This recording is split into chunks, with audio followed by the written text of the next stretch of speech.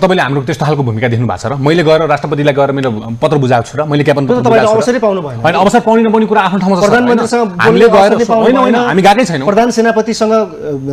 कुरा गर्दाखेरि पनि अवसर पाउनु भएन हामी नगएको मान्छे हो नि त त्यति बेलामा हामीलाई चाहिँ के लाग्थ्यो भन्दाखेरि हैन यी जो अगुवा भनाउँदा मान्छे थिए नि यिनीहरुको फल्स इमेजरी रहेछ यिनीहरुले चाहिँ कमसे कम हैन देशलाई निकास त गर्दो हाम्रो मोनार्कीको मुद्दा भनेको यो अहिले मात्रै आइरहने हैन भइरहने मुद्दा होइन के सर यसलाई अहिले नै मलाई चाहियो भनेर म भन्दिन म यो भनेको समय सन्दर्भिक रूपमा सबै नेपालीहरुले बुझ्दै जान्छन् त्यही त समय अनुसार समयले जसरी कोल्टे फेर्छ त्यसरी नै तपाईहरुले रङ फेर्दै जाने हैन रङ फेर्नेको कुरा हैन सर समय सन्दर्भ अनुसार नेपालीहरुको जुन बुझाइमा चाहिँ राज संस्था प्रतिको हुन्छ नि अपमान मान्छेमा जागृत गराइएको थियो त्यसलाई चाहिँ बिस्तारै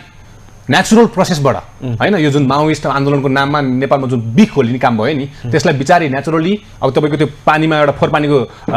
कप राखेर हैन त्यसमा धारा हाल्नु न तपाईले बिस्तारै पानी त संग्रह हुँदै जान्छ नि हो त्यसरी नै चाहिँ यो समय लाग्छ यसलाई हामीले नेचुरल रूपमा मात्र अगाडि लान सक्छौं भन्ने चाहिँ हाम्रो बुझाइ हो हैन अनि तपाईले भन्नुभएको जस्तै राष्ट्रपति प्रधान सेनापति र प्रधानमन्त्रीसँग छलफलको वार्तामा हामीलाई चाहिँ के लाग्थ्यो भन्दाखेरि कमसे कम